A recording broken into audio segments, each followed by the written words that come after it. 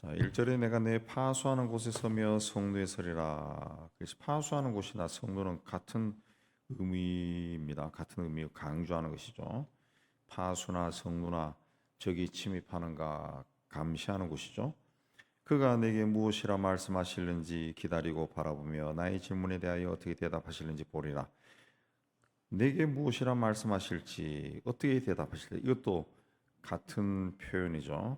하나님께서 나에게 무슨 말씀을 할지 간절한 마음으로 기다린다는 거죠. 파수하는 곳, 성루, 또 무엇이라 말씀하실지 어떻게 대답하실지 이 간절한 마음으로 하나님 앞에 나간다는 거죠. 그래서 기다리고 바라보며 그렇습니다.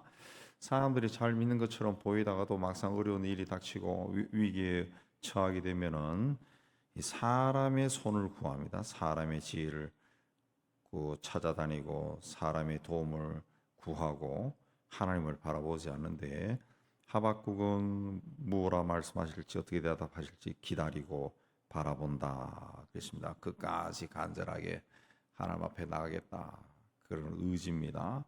그렇게 하니까 2절에 여호와께서 내게 대답하여 이르시되 하나님이 대답하셨어요. 너는 이 묵시를 기록하여 묵시는 하나님이 보여주시는 겁니다. 하나님이 인간에게 보여주시는 것을 이제 계시라 그래. 계시 또 묵시 이렇게 번역이 되어 있습니다. 하나님이 보여주시는 거. 이 묵시를 기록하여 판에 명백히 새기되 달려가면서도 읽을 수 있게 하라. 달려가면서도 글을 읽기 위해서는 굉장히 판에 선명하게 기록이 되어 있어야 되겠죠. 뭐 작게 기록되어 있어도 잘 못 읽을 것이고, 네.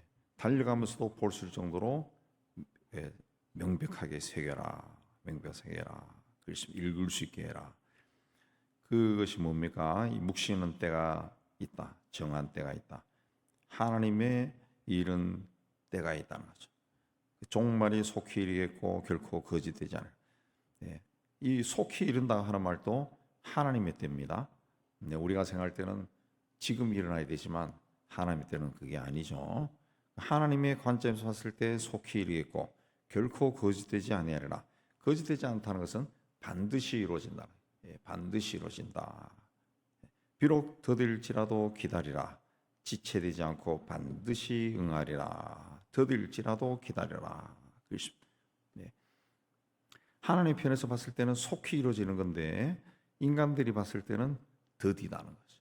더디게 여겨집니다. 하나님은 천년이 하루예요. 우리는 천년이 만년처럼 보이죠.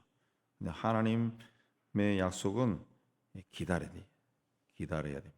그래서 믿음의 동행자는 인내입니다. 인내, 믿음이 강하다라고 하는 것은 믿음이 견고하다라고 하는 것은 인내하는 사람, 인내할 줄 아는 사람, 기다릴 줄 아는 사람. 기다릴 줄 아니까 믿음이 견고한 거죠. 믿음이 견고하니까 기다리는 거죠. 끝까지 기다리는 것. 네, 기다립니다.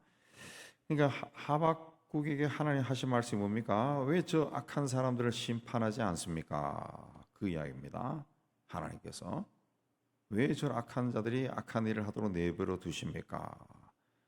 왜 저 악한 자들이 하나님의 백성들을 심판하도록 그냥 버려두십니까? 그게 하나님의 뜻이 있다는 거죠. 뜻이 있다. 그러니까 더딜지라도 기다려라. 그 이야기입니다.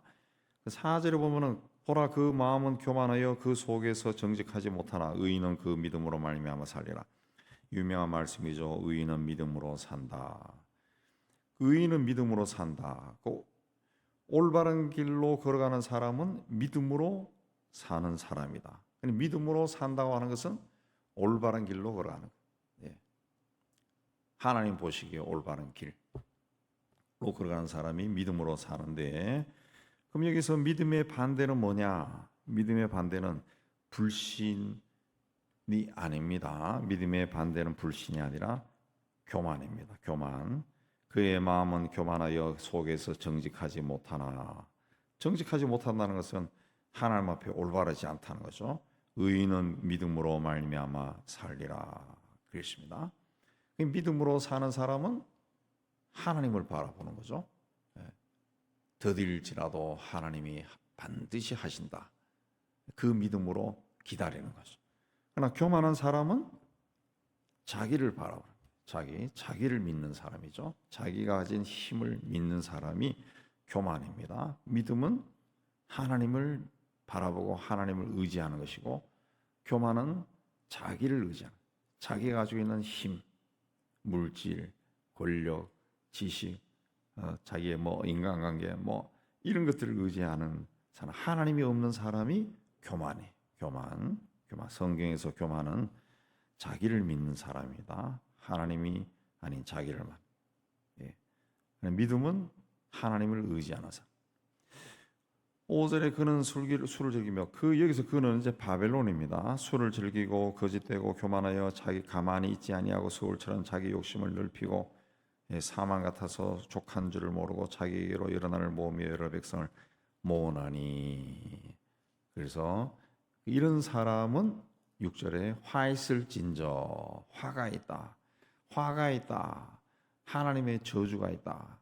그겁니다. 그래서 5절에서 19절까지 계속 패턴이 반복됩니다. 이런 사람은 화가 있다. 그러고 난 다음에 어떤 화가 임하느냐 설명되어 있습니다. 이런 사람은 화가 있다. 이런 사람 어떤 사람입니까? 6절에서는 자기 소유가 아닌 것을 모으는 자, 남의 것을 빼앗는 자죠. 8절에도 노력하는 자입니다. 이런 사람들은 네가 여러 날을 노력함으로 이제는 다른 모든 민족이 너를 노력할 것이다. 이는 내가 사람의 피를 흘렸기 때문이다. 모든 사람들에게 폭력을 행했기 때문이다. 그랬습니다.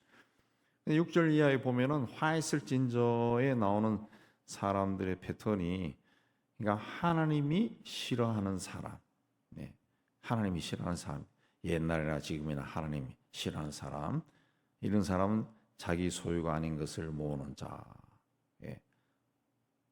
요새 이하로 하면 사기꾼들이죠. 사기꾼들, 남의 것을 막 빼앗는 사람들. 결국은 네가 다 뺏긴다는 거죠.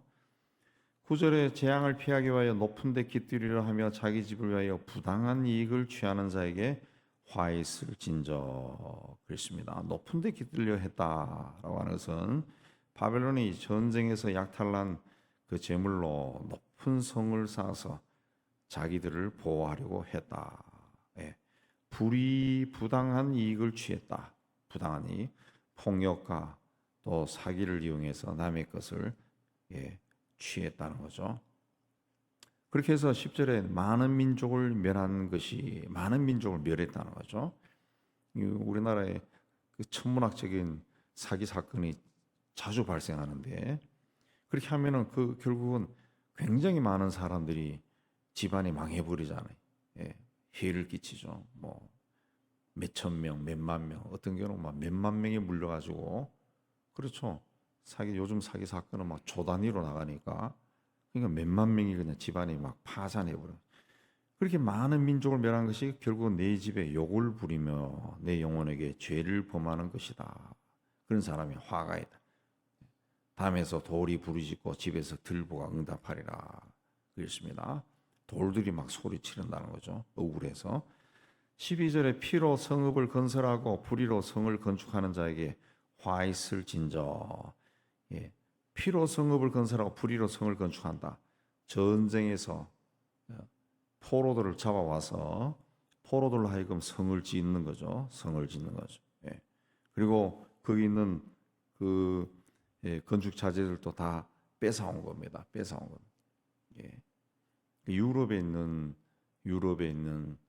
그 성들, 또 중동에 있는 성들, 중국에 있는 성들, 대부분의 그 거대한 성들은 거의 다 노예들이 지은 성들이, 노예들이, 심지어 피라밋도, 이집트의 피라밋도 노예들이 건설한 거죠. 노예들이 건설.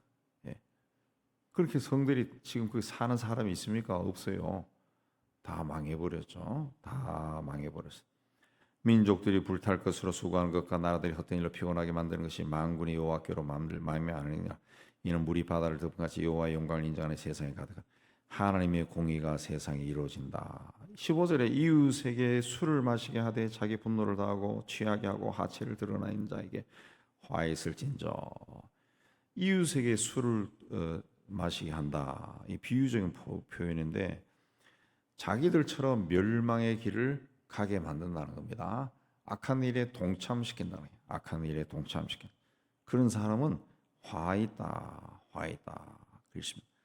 바벨론은 악한 일을 한 것뿐만이 아니라 주변 나라들에게도 그 죄를 전염시켰다. 죄를 막 동참시켰다.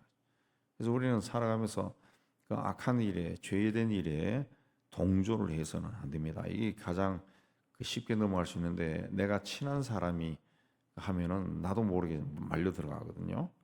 그러니까 그래도 그런 거 잘못된 것이면은 내가 들어가지 말아야죠. 따라가면 안 됩니다. 그러면 같이 화를 당하는 거죠. 내게 영광이 아니요 수치가 가득하다. 너도 마시고 너희 할례 받지 않은 것을 드러내라. 이는 17절에 레바논의 강포를 행하고 짐승을 죽인 것 사람의 피를 흘리고 땅과 성읍과 주민에게 폭력을 행한 것이 너에게로 돌아온다. 그렇습니다. 18절에는 우상을 숭배하게 만든 거. 우상, 나무나 돌로 우상을 만든 자들은 화 있을진저. 화가 있다. 그렇습니다. 화가 있다. 우상 숭배나 그다음에 다른 사람을 악한 일로 동참시킨 것이나 그 남의 것으로 빼앗은 것으로 나의 성을 건축한 거나 이 남의 거짓말로 남의 것을 약탈한 자들은 화가 있다. 무슨 화입니까? 하나님의 저주가 있다. 하나님의 저주가 있다. 그렇습니다. 그리고 마지막에 오직 여호와는 성전에 계시니 온 땅은 그 앞에서 잠잠할지니라. 그렇습니다. 하나님이 성전에 계신다라고 하는 것은 이 건축물로서의 성전이 아니라 하나님은 온 세상에 계신다. 온 세상이 하나님의 성전이다. 그렇습니다. 하나님이 온 세상을 만드시고 온 세상에 거하시고 온 세상을 통치하신다. 그렇습니다. 그러니까 6절부터 쭉 화했을진저 쭉 나오는 그런 악한 행위들을 하나님이 다 보고 계신다. 다 보고 계신다. 바벨론이 유다 왕국을 공격해서 예루살렘 성전을 다 부셔버리고 그 사람들을 죽이고 거기 있는 것을 막 약탈하고 그렇게 한다 할지라도 하늘에 있는 성전은 파괴할 수 없습니다. 그러니까 거기 하늘에 있는 성전에서 하나님께서 세상에 일어난 일을 다 보고 계시고 그들이 행한 대로 다 갚으신다. 그렇습니다. 그러니까 세상은 그 하나님 앞에서 잠잠해라. 그리고 하나님의 백성들은 더딜지라도 기다려라. 하나님의 정한 때가 있다. 하나님이 정한 때가 있다. 때가 되면 하나님이 지체하지 않고 반드시 응하리라. 오늘날 우리가 사는 세상은 굉장히 혼란스럽고 그야말로 성경에 나타나 말씀하신 대로 종말의 증상들이 다 보입니다. 사람들이 자기를 사랑하고 부모를 거역하고 원망이 막 많고 그 디모데서 읽어보세요. 하나하나 뜯어보면은 무슨 지금 우리 시대에 9시 뉴스 보는 것 같아요. 9시 뉴스 너무 정확하게 집어서 이야기하고 있어요. 하나님은 세상을 창조하셨고 인간을 지으시고 인간 세상에 질서를 부여하고 또 영원부터 영원까지 살아계신 분이기 때문에 세상에서 일어나는 일을 다 아십니다. 눈동자처럼 다 아신다. 그러므로 하나님을 의지하고 사는 사람, 믿음으로 사는 사람이 하나님의 사람이에요. 믿음의 반대는 교만, 자기를 의지하는 겁니다. 자기를 불신이 아니라 뭐 교만하니까 불신하는 거죠. 불신하는 거죠. 하나님을 의지하는 사람은 아무리 사납고 악하고 잔인한 바벨론이 침략한다 할지라도 두려워할 이유가 없습니다. 성전에 계신 하나님께서 나를 아시고 나를 보고 계시고 나를 보호하시고 지켜주시기 때문에 그렇습니다. 세상이 아무리 악하게 돌아간다 할지라도 이 우주 세상의 질서라고 하는 운전대는 하나님이 잡고 있습니다. 잡고 있습니다. 하나님의 때가 아니면은 종말도 일어나지 않아요. 원자폭탄도 터지지 않습니다. 핵이 터지지 않습니다. 너무 두려워할 이유가 없습니다. 그러나 우리는 이 시대에 온 세상에 저 북한에서도 중국에서 또 러시아에서 또 아프리카에서 시리아에서 악한 일들이 일어나는 것을 실시간으로 보고 있다. 실시간으로 하나님도 보고 계시고 다 알고 계십니다. 때가 되면은 하나님이 정한 때가 되면은 종말이 이를 겁니다. 바벨론에게 이 예언이 임한 것처럼 하나님께서 그 나라들도 악한 자들도 반드시 심판을 하실 겁니다. 그러므로 우리는 우리 삶 속에 계신 주님과 동행하며 우리 하나님 앞에 믿음으로 더욱더 열심으로 나가야만 합니다. 이 믿음으로 오늘도 기도의 자리에 나아가는 여러분 되시기를 주의 이름으로 축복합니다.